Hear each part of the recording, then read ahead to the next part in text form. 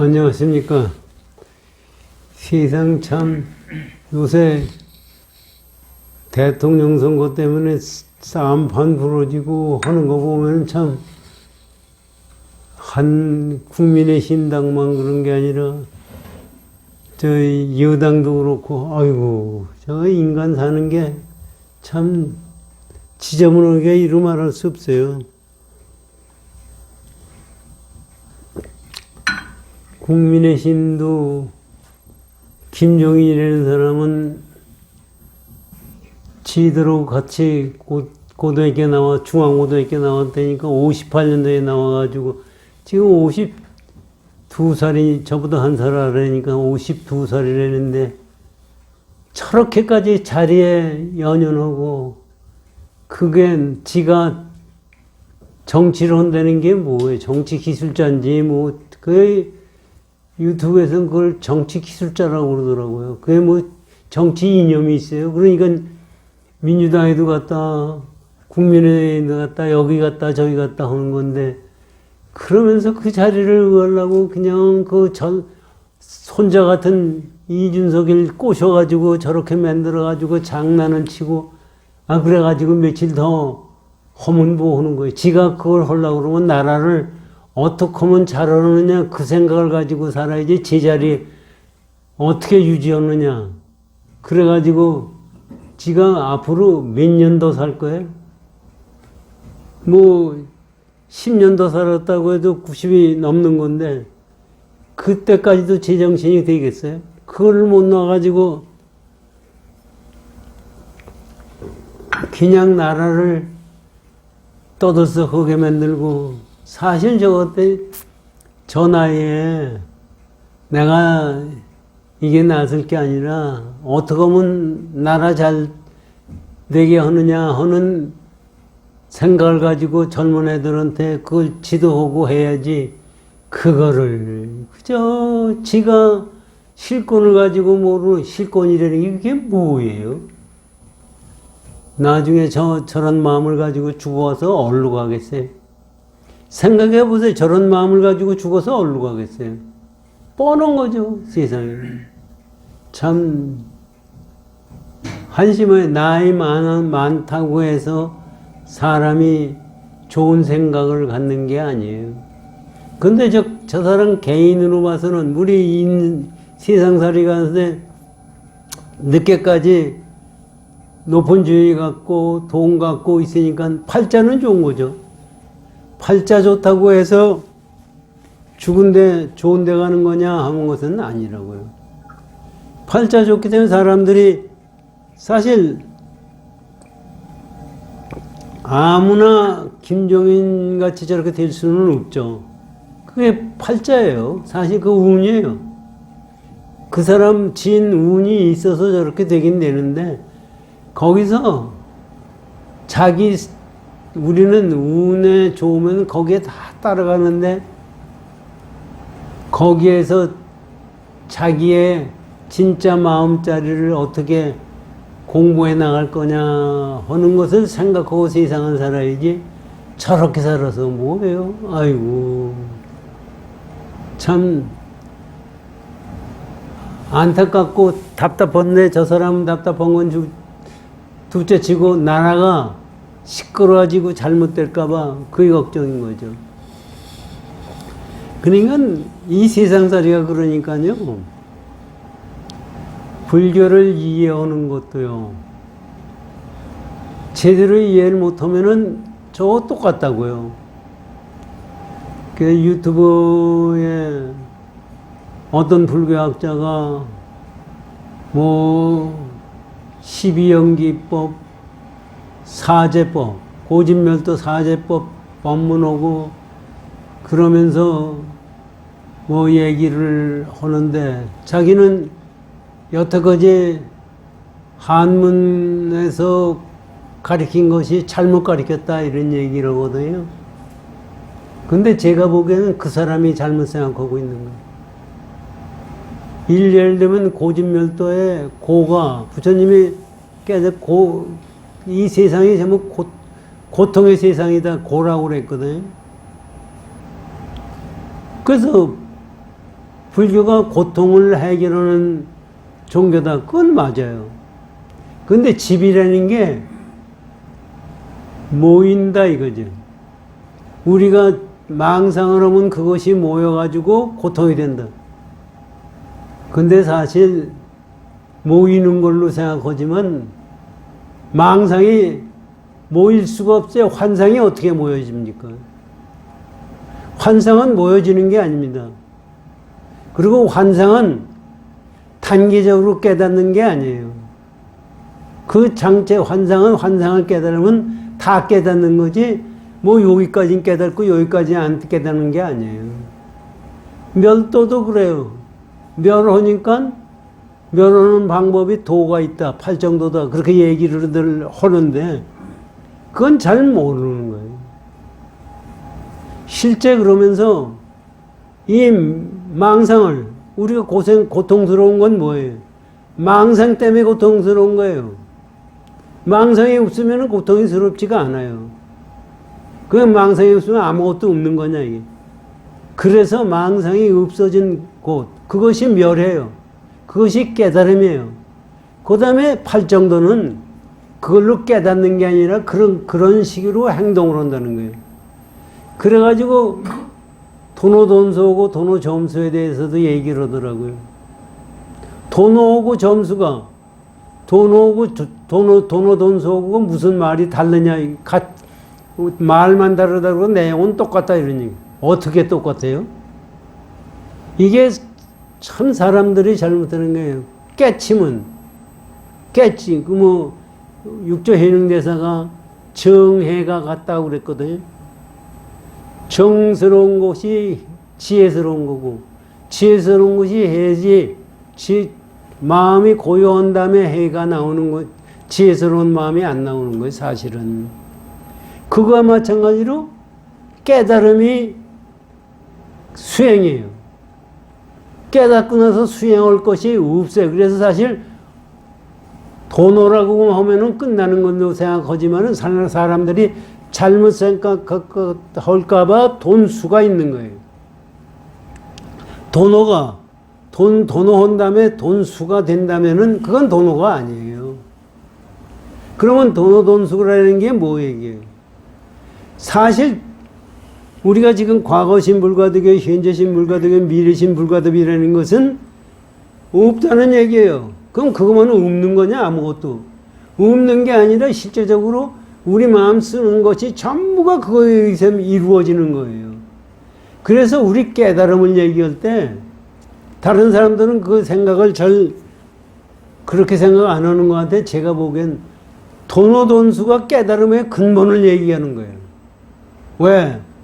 깨닫고 나서 깨닫으니까 사실 아무것도 없는 것 같은 수행하는 것은 수행 자체라는 것은 깨침 후에 반드시 깨침과 수행이 둘이 아니라는 얘기입니다.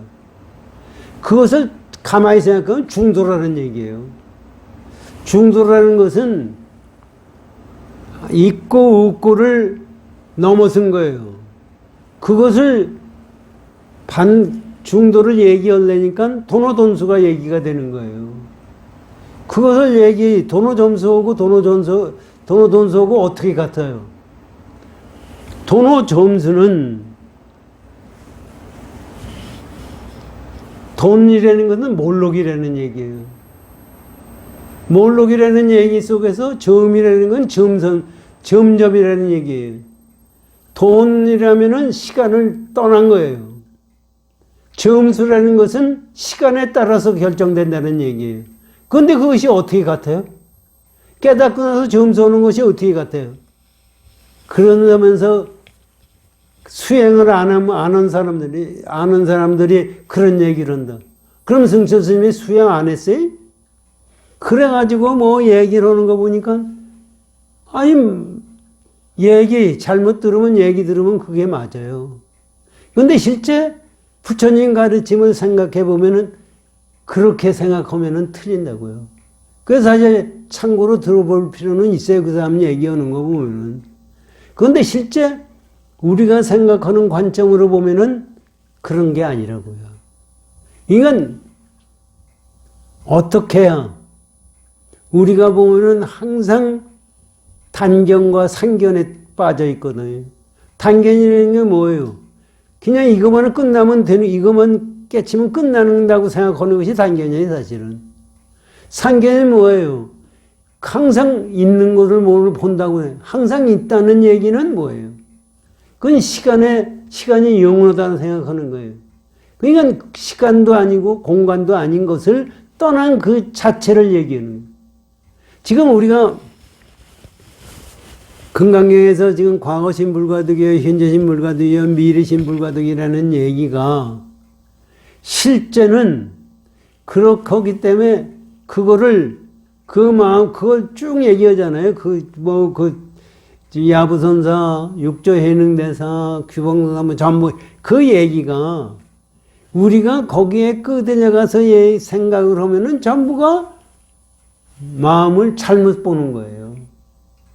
그래가지고 요거 다음에 복독이 되는 얘기가 나와요. 왜 금강경에서 마음의 경우를 말씀하시고 복독을 얘기하느냐. 이게 돈수래요. 그러니까 실제 깨닫고 나서 그럼 아무것도 없는 거냐? 그게 아니라 거기서 짓는 행동 자체가 돈원 속에서 하는 행동이 복독이라는 얘기를 부처님이 얘기해 주시고 있는 겁니다.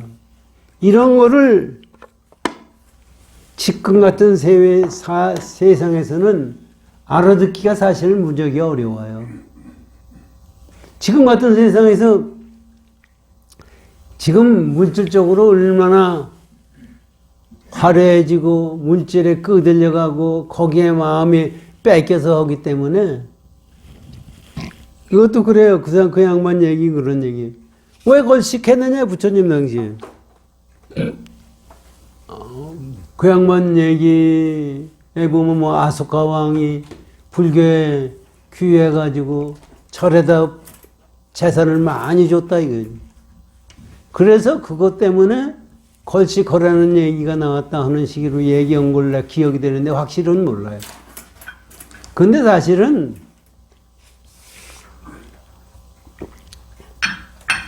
걸식한 것이 제가 보기엔 이건 뭐 어디에 나와 있는 것도 도노돈수에 대한 말씀도 어디에 나와 있는 거 아니고 저 혼자 떠들어대는 거고 걸식이라는 것도 부처님이 깨닫고 나셔서 자기 제자들에게 본인도 그렇게 하셨어요. 7집을 걸식하고 돌아와서 그걸 잡숫고 했어요. 그게 뭐예요? 사실 지금 우리가 계를 지키고 뭐고 남은 개 보시로고 보시운동을 한다고 그래요. 그럼 거치게서 음식을 구걸해서 잡수시면은 그거는 그 사람한테 피해를 안 주는 거예요. 그 사람도 사실 먹고 살라고 농사 짓고 그거 해서 얼마나 옛날 지금 사람들도 그런데 옛날 사람들 먹으려고 그러면 얼마나 힘듭니까? 우리도 60년대에 보릿고개에 있었고 그럴 때 보릿고개에 있다 와서 스님이 와서 되면 지가 먹어야 되는데 그걸 줘야 됩니까? 또 거기 얻어먹으면 그 사람한테 얼마나 피해가 되는 거예요. 그 인도 사회에 2600년 전에 그 사람들이 이렇게 풍족하게 살았어요? 그러면 그것이 보시예요? 그것을 보시라고 얘기할 수가 있어야 보십니다. 그 양반들이 그거를 줬을 때 그 양반들이 복덕을 얻을 수 있어야 보시예요. 어떻게 되냐면 그 양반들이 한 토르의 음식이라도 부처님한테 올린 거는 그거에 몇 배 되는 복이 오게 돼 있어요. 그러다 보시예요. 그런데 그렇지 않고 먹고 살기 위해서 먹는 거는 보시도 아니고 남한테 해로운 거예요. 도둑질이에요. 사실 다시 얘기하면은. 걸식으로 해가지고 먹는 것도 도둑질이고 도둑질해서 먹는 것도 도둑질이지 뭐 다른 겁니까? 그럼 왜 부처님이 걸식을 시키셨나요? 내 마음에 있는 우리 음식은 우리는 내 몸뚱아리를 위해서 존재하기 위해서 음식을 먹는 건데 수행자는 수행을 위해서 먹는 거예요. 그래서 뭐 요새 와서 고기를 먹어야 되느니 안 먹어야 되느니 뭐는 기회라는 것도 저는 그렇게 생각해요. 기회라는 게 고기 먹고 안 먹고 하는 것의 기회냐 이게. 그거는 모르는 사람한테 얘기한 거지 실제적으로는 채식만 하더라도 수행의 마음이 없는 것은 전부 살생이에요. 그러니까 수행의 마음이 없이는 절대로 안 된다. 그래서 걸식을 시키신 거 아니냐 저는 그런 생각하고 걸식도 보세요. 1급집만 가라. 그 이상 1급집까지 갔는데 걷어들이는 음식이 없으면 우리는 7집, 8집, 9집 물건 얻을 때까지 댕기잖아요. 그게 무슨 얘기예요? 그러니까 항상 자기 절제, 자기가 아무리 배가 고파도 자기 수행을 위해서 거기에 맞게 행동하라고 그것을 가르치신 것이 걸식이 아니냐. 저는 그런 생각을 가져요. 그거를 지금 현재 사람 마음에 가지고 그거를 해석하고 그거를 얘기를 하고 하는 것은 제가 보기에는 틀렸다고 생각해요. 이 12연기법에 대해서도 그 양반 설명은 쭉 하는데 12연기가 뭐예요? 이 연기법이 생기는 것이 12가지 과정으로서 된다는 거거든요. 무명행, 식, 명색, 유깁, 촉수, 애취 이래가지고 쭉 나가요. 보세요. 중생이 생기는 건 어떻게 되느냐? 무명에서 생기는 거예요. 무명에서 행이 움직인다 이게요. 무명 때문에 움직이니까 식작용이 생기는 거예요. 그러니까 이 중생들이 문제는 무명 때문에 문제인 거예요. 무명만 없으면 식작용도 없고 끝나는 거예요. 그런데 뭐 무명이 있어서 뭐 식이 생기고 식에서 명색이라는 게 주관객관이에요. 거기서 명색이 주관객관이 생기니까 그 다음에 육식이 생기고 육식이 생기고 쭉 이렇게 되는 건데 그런 단계로 12연기를 단계로 생각을 하면은 그런데 못 알아들으니까 단계로 설명하는 거예요. 그건 단계가 없어요. 무명이 생기니까 상노병사가 있는 거예요. 그런데 그거를 꼭 단계가 있어서 뭐가 넘어가고 거기서 얻었고 거기서 마음의 평화가 오고 뭐 온다. 그거는 제가 보기에는 잘못 생각해도 무적이 잘못 생각한다고 생각이 들어요. 그런데 하여튼 뭐 요새 풍조들은 불교도 그런 식으로 공부해 나가니까 그것이 왜 틀렸느냐 하는 것을 우리는 생각해야 된다고 생각합니다. 이제 금강경 공부를 하시죠.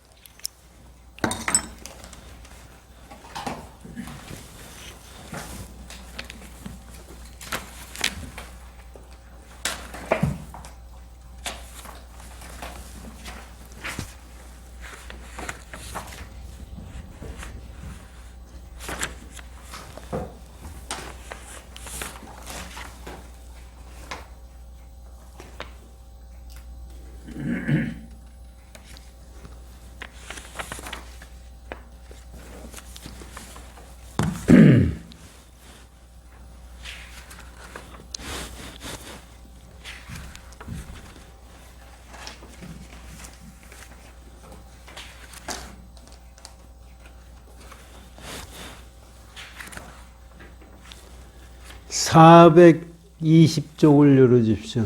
종경선사의 법문을 지난번에 하다가 말았어요.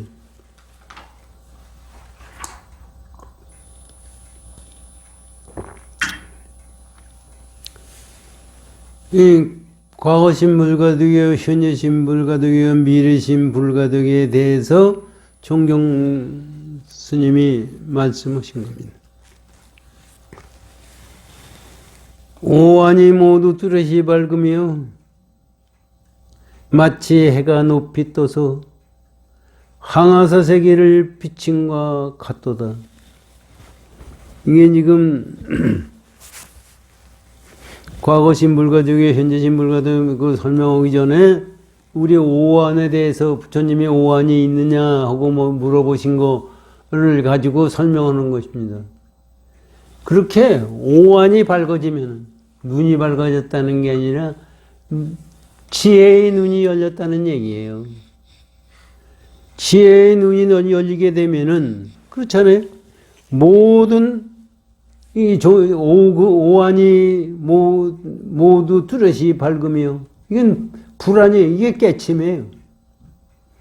이거는 어떻게 설명할 수 있느냐면 마치 해가 높이 떠서 항아사 세계를 비춘 것 같도다.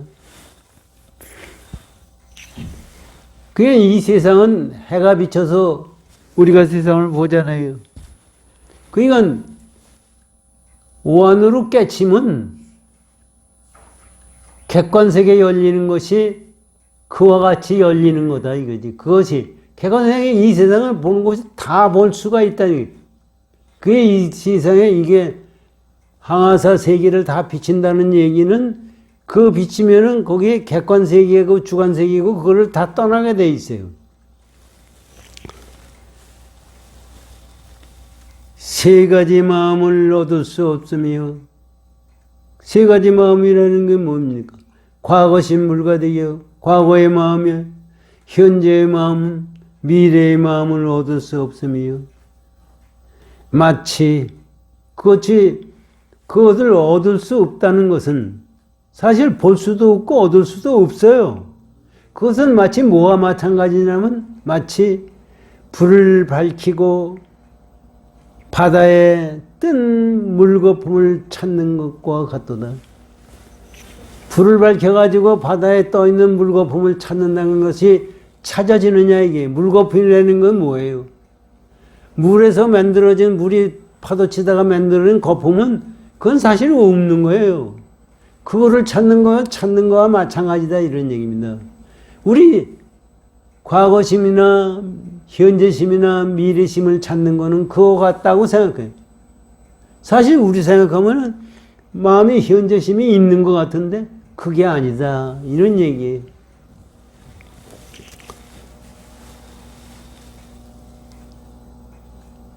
비록 모든 깊은 이치를 다 통달하고 모든 이치를 통달해야 되는 게 뭐예요? 지금 이 세상에 있는 사람들이 모든 이치를 다 통달해서 요새 세상에서 로켓을 발사하고 원자탄도 발사하고 터뜨리고 그 사람 많이 죽이고 뭐 하는 이런 이치를 다 통달했다고 하더라도 우리가 보면 대단한 거 아니에요. 뭐 점쟁이들한테 물어봐서 내일이 어떻게 될 것인지 다 알고 미래 지구가 어떻게 될 건지 다 알고 대단한 거 아닙니까? 사실 그거 알아봐야 뭐에 쓰는 거예요. 사실 그거 알아봐야 사실은 우리가 보기에는 그거를 전 이치를 전부 알다가 보니까 비행기도 만들고 로켓도 만들고 뭐 그거 만들어서 이 생활하는데 이치라는 것이 생활하는데 우리 생활하는데 필요하면 만들어지는 거지 마음 깨침에 그게 도움이 되나 보여. 마음을 깨치는데 도움이 하나도 안 돼요. 왜 이래? 마음 깨침에 더 멀어진다고요. 이 세상 살면서도요, 돈의 흐름에 밝은 사람이 있어요. 남한테 한 일전도 뺏기지 않고 자기가 챙기려는 사람도 있고. 그 사람들을 뭐예요? 먼저 우리가 수전노다 뭐다 얘기하지만 절대로 돈 많이 벌려면은 그런 마음이 없어가지고 돈이 많이 불려지지가 않아요. 우리가 요새 정지영 씨나 이병철 씨나 뭐 이런 분들 돈 버는 거 하면 그 양반들이 돈 흐르는 이치를 잘 알았기 때문에 돈을 벌 수가 있는 거예요. 그런데 그렇지 않은 사람은 돈 못 벌어요. 그러니까 그렇다고 그럼 돈 벌었다고 해서 마음 깨침에 도움이 되느냐? 마음 깨침에 도움이 안 됩니다. 그 사람들이 그렇죠. 사실 그건 또 맞아요. 이 삼성같이 큰 기업이, 좋은 기업이 돼서 거기서 근무하는 사람이 돈을 먹고 살고 나라에 세금을 줘서 나라가 부강하게 되고 그렇게 하는 것이 얼마나 좋으냐. 좋은 건 사실이에요. 그런데 그렇게 했다고 해서 마음 공부가 되는 거냐 이러냐. 마음 공부하고는 그것이 다르다는 것을 우리는 알아야 됩니다. 그래서 지금 이런 말씀이 나오는 거예요.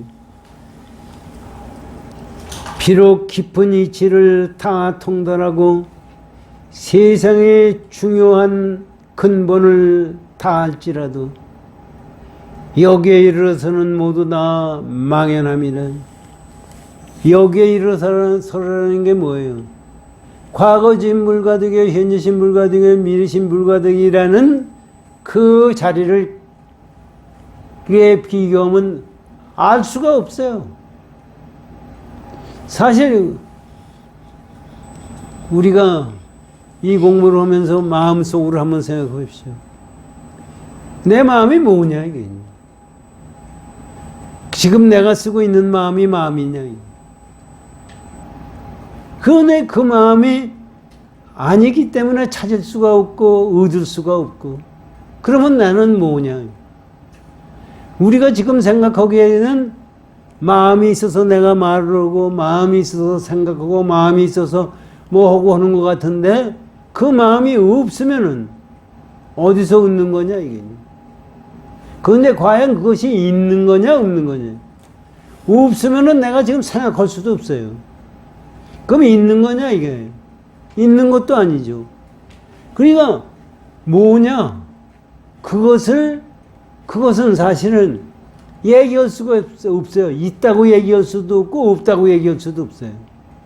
그것을 우리가 마음으로 체득하는 것이 깨침이에요.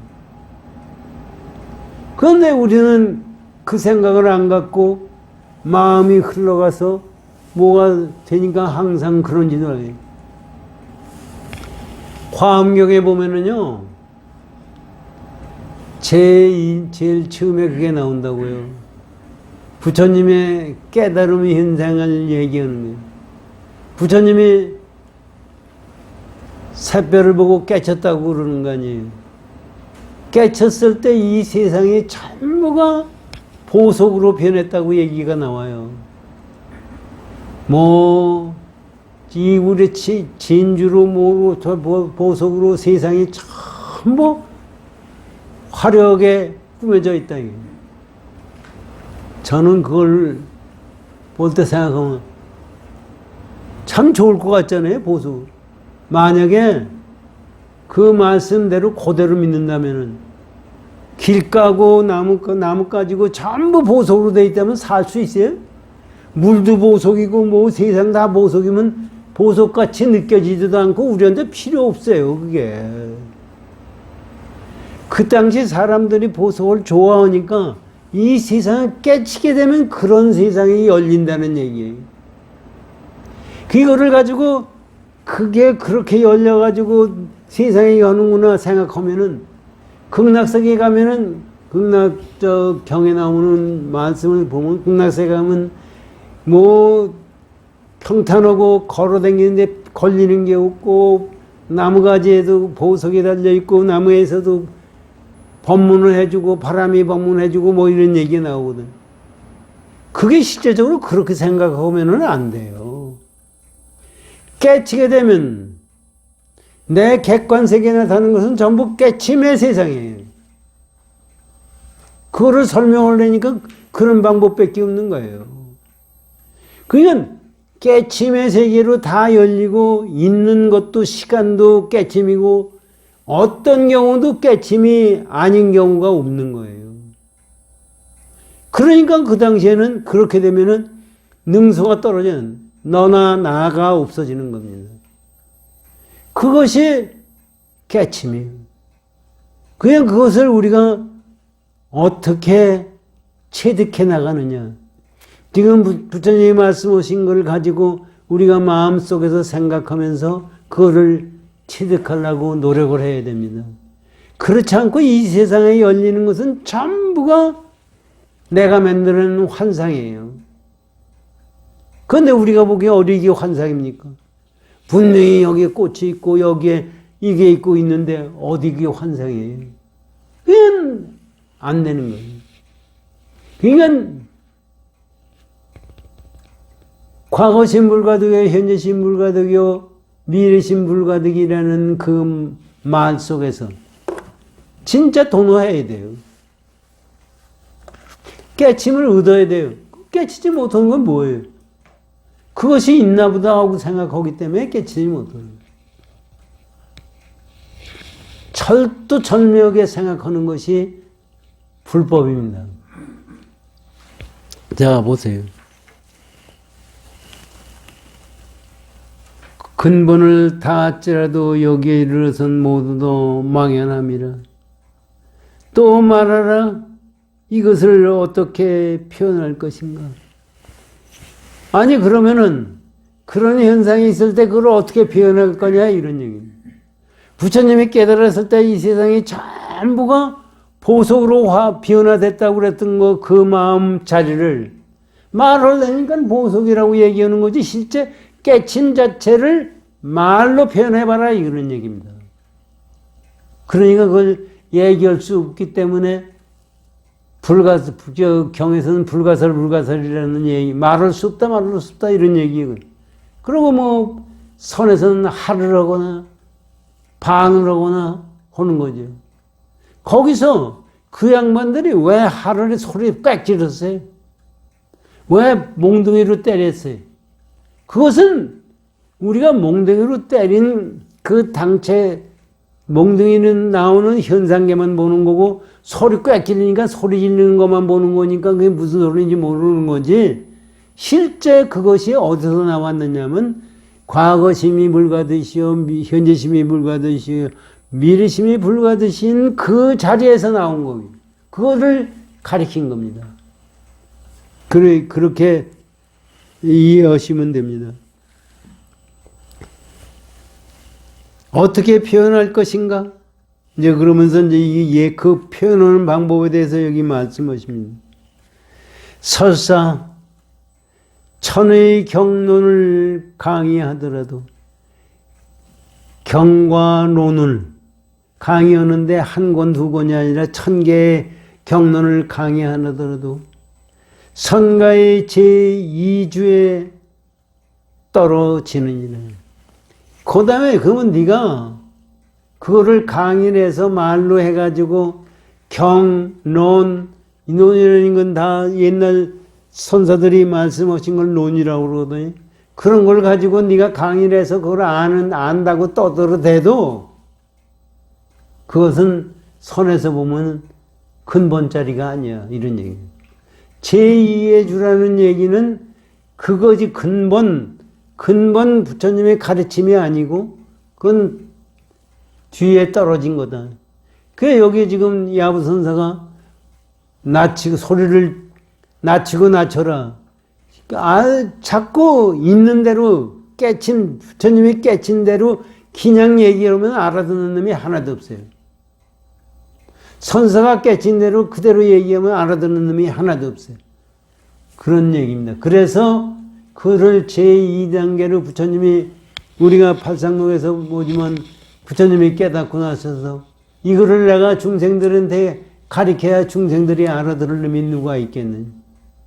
그래서 부처님이 열반하시려고 그랬다는 얘기가 있잖아요. 그래서 쉬운 방법으로 어떻게 하면 알아들을 수 있느냐. 그래가지고 암경을 말씀하셨다는데 사실 암경이 쉬운 것 같지만은 쉽죠, 이해하기는. 그런데 암경 속에 근본 부처님의 가르침이 다 들어가 있어요. 그런데 그렇게 근본 가르침을 제대로 알아들었을 때가 그게 진짜지, 그냥 얘기하는 것은 제2의, 제3의 그 방편설이다, 이런 얘기입니다.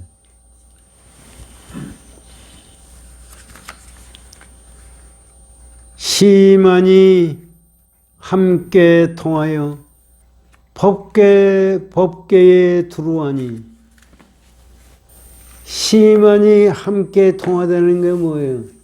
마음과 눈이 함께 통했다. 마음이라는 것은 주관이에요. 눈이라는 것은 객관세계를 얘기해요. 마음이라는 것은 능을 얘기하고, 안으로 보는 건 눈으로 보는 건 바깥 세상 아닙니까? 이거는 능소예요.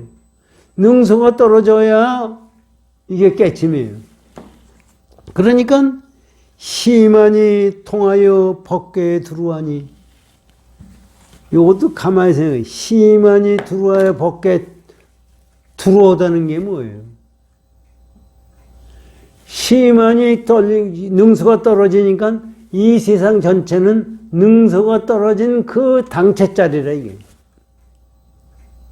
이게. 우리가 보기에는 어떻게 이게 능소가 떨어진 자리예요? 내가 보기에는 내가 보고 있고, 내 눈으로 보고 있고, 보는 나가 있고, 능소가 떨어지지 않았어요.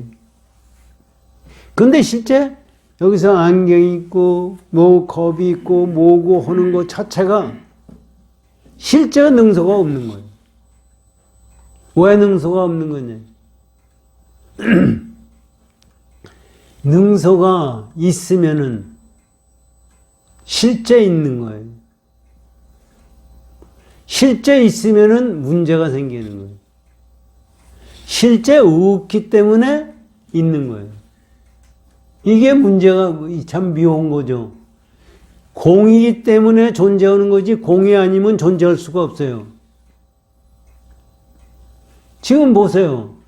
우리가 음식을 먹어요. 음식이 소화가 안 되면 큰일 나요. 음식이 실제 있는 것이 아니기 때문에 먹어서 소화가 시킬 수 있는 거예요. 이 생은 다 마찬가지예요. 우리가 늙지 않고 젊어지기를 바라는데 늙지 않고 젊어 있는 그 당체로 그대로 있으면 큰일 나도 보통 큰일 나는 게 아니에요. 그러니까 항상 우리가 생각하는 대로 세상에 존재한다면은 이거는 문제라고. 그런데 지금 과학이 발달돼서 인간들이 하는 짓은 뭐예요? 지금 이 우리의 망상자리가 항상 존재한다고 생각하고 세상을 사는 거예요. 그러니까 그것이 좋은 거예요. 그러니까 김정희 같이 80이 지난 놈이 그 자리를 탐하려고 가진 못된 마음을 가지고 보는 거는. 그뿐만 아니라 이 세상 사람들이 오래 살려고 그러고 더 죽지 않으려고 그러고 그냥 어디 가면 좋은 게 있나 생각하고 하는 것은 전부가 거기서 나오는 겁니다. 우리가 이렇게 하면서 세상 받아들이는 것도 그것을 떠난 속에서 우리 마음짜리 공헌 마음으로 봐야 되는 거예요. 그러니까 참 부처님의 이 말씀은 우리에게 기가 막힌 것을 가르쳐 주고 계신 거예요. 그러니까 우리가 이거를 깨닫게 되면은 불행이라는 게 나에게 있을 수가 없어요. 사람이 그래요. 사람들이 행복을 위해서 산다. 행복이 뭔데 행복을 위해서 타는 거예요? 전부 지가 만들어낸 얘기. 이건 행복이라는 그 자체가 제 행복을 위해서 한대요. 그 행복이라는 게 뭐예요? 제 욕심의 충족이 행복이지 뭐 다른 게 뭐 있어요? 그건 불교의 자비는 건 뭐냐 이거지. 우리가 여태까지 공부한 거 가만히 보면 자비는요, 무주상 모셔오는 것이 자비예요. 능수가 떨어진 상태에서 하는 행동이 자비예요. 그래서 돈 온 다음에 돈수가 있는 겁니다. 돈 온 다음에 돈수가 있는 것은 돈 온 다음에 돈수는 자비행이에요. 닦을 게 있어서 수가 되는 게 아니라 닦을 거 없는 속에서 나오는 수행이 참다는 수행입니다. 그것을 우리가 사실 저도 지금 말로만 떠들지만 실제적으로 그거를 진짜 깨치고 그대로 갈래는 생각이 가져야 이 세상 지금 떠나도 괜찮은 거예요. 옛날 조사 스님들 좌살인망했다고 그러잖아요. 앉아서 나 간다 가는 거. 그게요, 우리 생각 거기에 가고 오고 하는 마음 속에서 간다고 하면은 외도예요. 선도한 사람도 앉아서 가고 누워서 가고 했어요. 가고 싶은 대로 가요.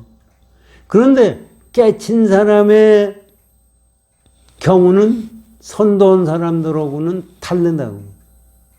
그것이 우리 부처님의 가르침입니다.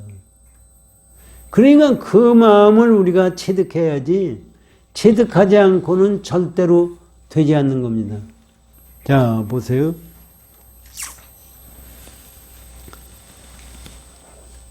시만이 함께 통하여 법계에 들어오니, 법계가 전부 시만이 통한 대로 그대로다. 항아사의 묘용이 차치가 없음이로다.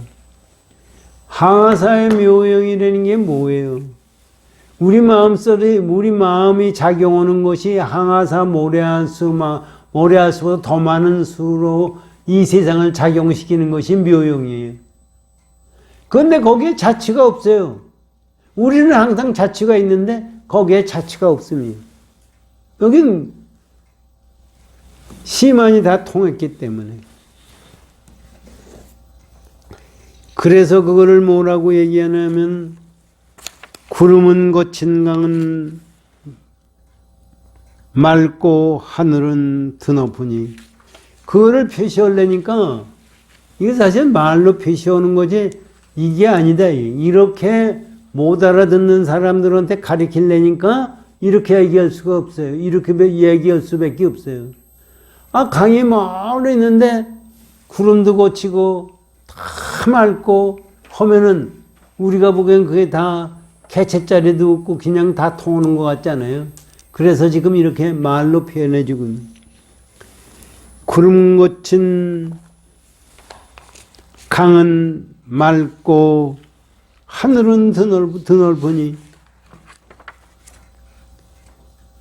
밝은 달과 갈대꽃이 한무늬의 가을이로구나. 이게 시로서 그 경지를, 깨침의 경지를 시로서 이렇게 표현한 겁니다. 그렇다고 이 피가 그 깨침의 경지냐? 그건 아니에요. 이것을 가지고 우리가 마음에서 제대로 알아들어라 하는 얘기입니다. 이거에 대해서 서리가 이제 파모투승 선사가 법문을 해주셨어요. 이 마음이 법계에 들어오며, 이 마음이 법계에 들어오다는 건 뭐예요? 이 세상 전체가 우리 마음짜리. 마음 없는 것은 하나도 없어요. 들어오며 불안으로 또한 이에 통하도다. 그 법계에 들어오니까 부처님의 눈여에만이 거기에 통할 수가 있는 거예요. 이 마음의 묘용이 자치가 없으며 이 우리 마음 씀씀이의 묘용이 자치가 없으며 잡치가 없는 건 어떻게 아느냐 이거니. 불안이 비록 팔거나 그 묘용을 엿볼 수 없으니 불안이라는 것은 부처님 깨달은 눈이거든요. 그건 불안이라고 하더라도 그 묘용을 찾을 수가 없어요. 만약 찾을 수 있으면은 묘용이 아니에요. 그러니까 부처님과는 절대로 마주칠 수가 없다는 얘기가 그런 얘기, 그런 불상견이라고 그래요. 그러니까 이 세상에 제가 몇 번 말씀드렸지만 눈동자를 볼 수 없어요. 이 세상 보는 것이 눈동자를 보는 거예요. 내 마음을 볼 수가 없어요. 내 마음은 뭐냐? 이 세상 자체가 내 마음으로 돼 있을 때가 내 마음을 보는 거예요. 그것을 떠나서 다른 게 있는 게 아니에요. 그러니까 여기서 지금 말씀하시는 묘용을 엿볼 수 없으니 그러한즉, 그런데 어떻게 되냐? 시방이 모두 한 눈동자로다. 시방이 전체 내 눈동자지 다른 게 아니에요. 내 눈동자가 보고 있기 때문에 내 눈동자지 다른 게 아니에요. 우리는 눈동자로 따로 있고 세상 보는 것이 이것이 있다고 생각하는데 눈동자로 보는 그 장체가 눈동자예요. 지금 그런 말씀입니다. 그러니까 우리 마음 자체가 이렇게 열리게 되는 거예요.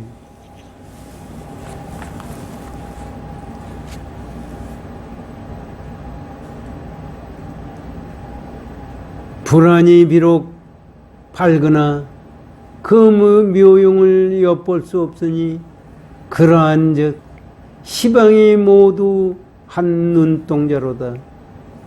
다시 작은 티끌도 이 사이에 이룰 수 없습니다. 그렇기 때문에 뭐를 본다든지 안다든지 생각하는 것이 생각하면 조금이라도 티끌만큼만 생겨도 거기에는 안 되는 거예요. 눈동자에 조금이라도 티끌이라도 생겨도 벌써 그건 환상이 생기는 거 아닙니까? 내 마음에 그런 것이 생겨서는 절대로 안 된다 이거예요. 그러니까 능소가 떨어진 상태에서 뭐가 조금이라도 걸리는 것이 있으면은 틀린 거다. 이런 얘기예요.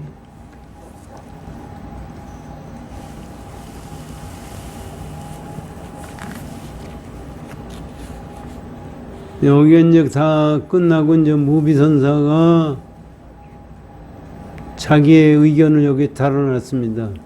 무비. 끝없는 우주, 한량없는 세계의 많고 많은 중생들이 갖가지 마음들은 무엇으로 이루어졌는가? 모두 다 하나의 망념으로부터 나온 것이다. 그 하나의 망념이 없어지면 중생들이 갖가지 마음도 텅 비고 깨끗해진다. 근데 이제 이건 이제 얘기 듣고 다시 얘기하겠습니다. 그렇게 되면 중생 마음이 곧 부처님 마음이고 부처님 마음이 곧 중생 마음이다. 오직 맑고 깨끗한 깨달은 마음 뿐이며 중생과 부처를 한 몸으로 같이 볼 뿐이다. 즉 하늘과 땅은 나의 뿌리가 같고 온갖 만물은 나와 한 몸이다. 그럴진데 부처님이 갖춘 특별한 5가지 눈이 있은들 달리 무엇을 볼 것인가? 한 몸을 보는 데는 5 눈은 필요치 않다. 아니 한 몸도 한 몸으로 같이 본다는 말도 실은 맞지 않는다. 그러므로 한 몸인 이 마음에서는 과거도 미래도 현재도 나눌 수 없다. 공간도 시간도 혼연히 하나거니 무슨 과거, 현재, 미래를 특별히 미래를 분별할 수 있단 말인가?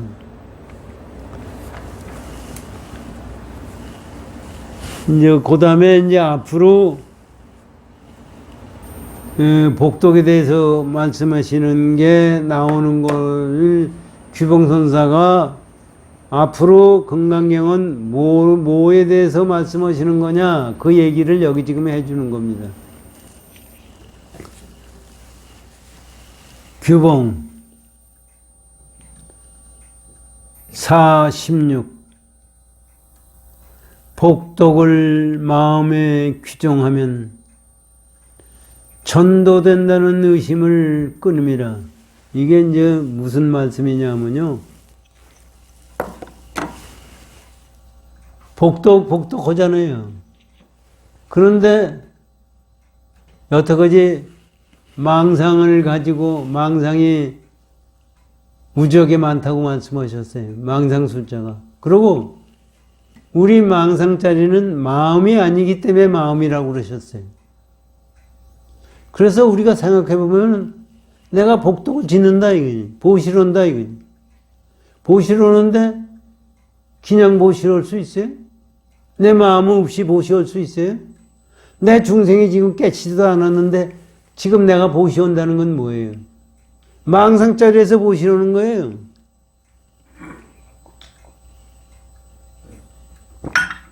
그러면 그 망상자리는 마음이 아니기 때문에 마음이라고 그러셨거든요. 그러면 그런 마음 가지고 보시라고 복덕을 지면 그거 복덕이 있는 거예요? 없는 거나 마찬가지지. 그런 의심이 생기는 거예요. 그 의심을 끊어줍니다, 이게. 그것이 아니다. 이제 그것을 앞으로 금강경에 나오는 말씀은 그것을 그 잘못된 생각을 끊어주는 주기 때문에 이 얘기가 나온 거예요. 그걸 다시 잘 이해해 오시면요. 우리가 남한테 좋은 일을 한다.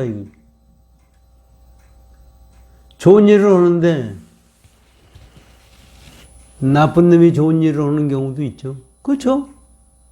그때 생각하는 나쁜 마음을 가지고 좋은 일을 하는 건 좋은 일이 아니에요. 사실 실제적으로. 그런 생각이 나잖아요. 그럼 중생 아직 깨치지 않은 마음을 가지고 복덕을 하면 그것이 있는 거예요? 어떻게 되는 거냐 이거지. 그러면 우리는 중생은 선법을 못하는 거냐? 이런 생각이 나는 거예요. 그냥 과거신 불가득이에요, 미래신 불가득이에요, 현재신 불가득이라고 하는 속에서 그러면 지금 내가 어떻게 중생을 깨치지 못한 이 마음에서 복된 행동을 하는 것이 어떤 것이 복된 행동이냐? 이제 그런 마음이 가기 때문에 이 항을 앞으로 가르쳐 주신다. 그렇게 해서 의심을 끊음이라. 논에 이르되 앞에서 말한 이제 그걸 이거 다시 설명해 주시는 겁니다. 논에서 이르기를 앞에서 말한 마음이 전도되면 우리가 망상자리가 전도된 거 아닙니까?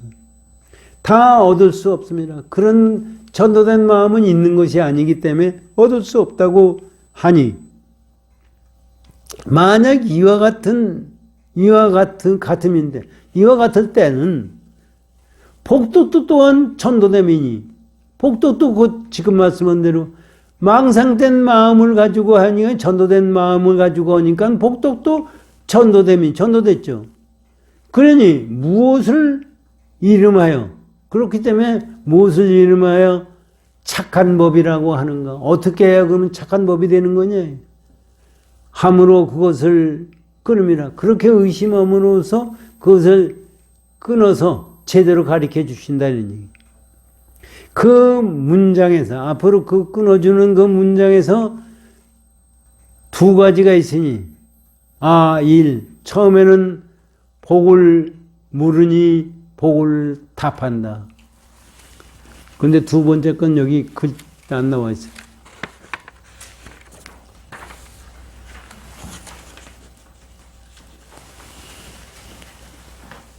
그 이제 금강경 본문에는 보면은 법계 통합은 제19 법계를 다 교화한다. 수월이야, 어떻게 생각하느냐? 만약 어떤 사람이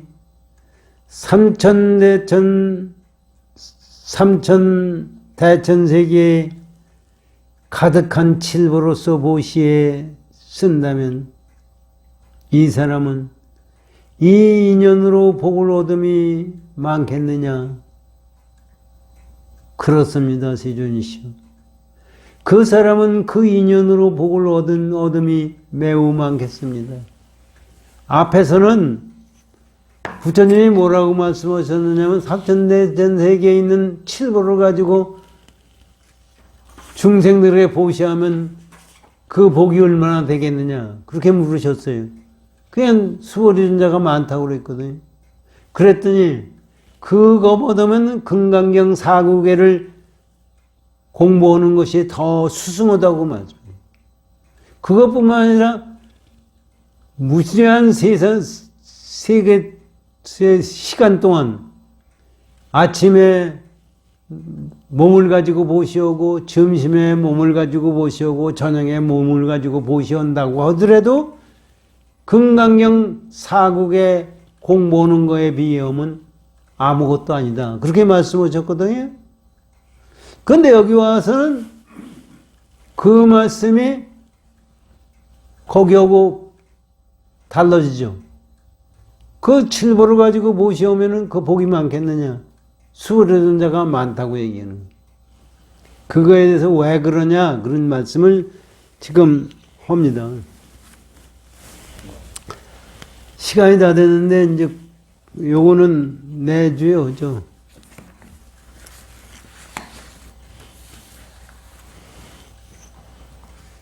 사실 금강경이라는 것도 대승불교거든요.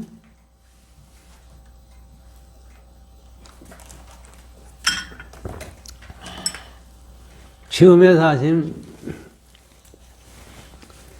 불교가요, 부처님이 말씀하셨어가지고 부처님이 생전에 계실 때는 그대로 알아듣고 그대로 부처님한테 설명을 들어야 되는데, 부처님이 열반하시고 나니까 사람들이 전부가 논쟁이 되기고, 깨침이 뭐냐, 아라는 어떻게 해야 되느냐, 개는 어떻게 지켜야 되느냐, 뭐 싸움이 벌어지는 거예요.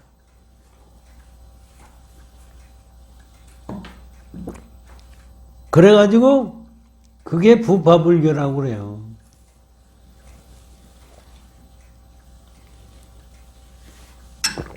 부파불교는 왜 부파불교냐면, 지네들끼리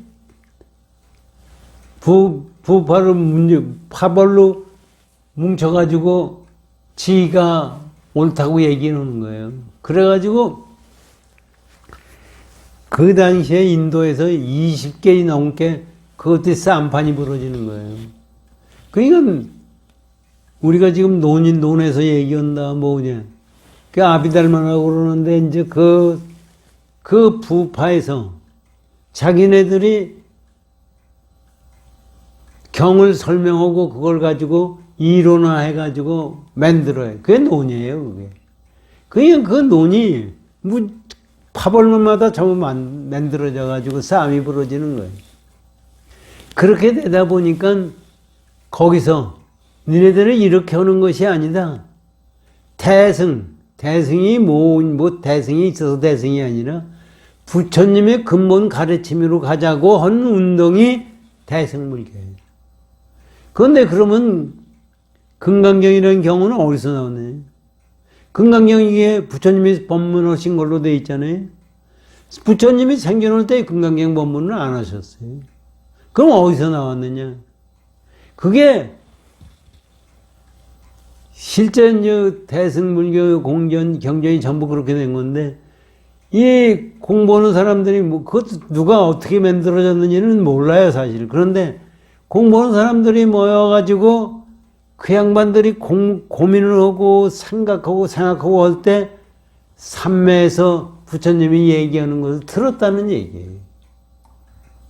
그래서 한 것이 금강경, 화엄경, 뭐 무슨 유마경 뭐 전부 하는 것이 그런 속에서 나왔다는 얘기예요.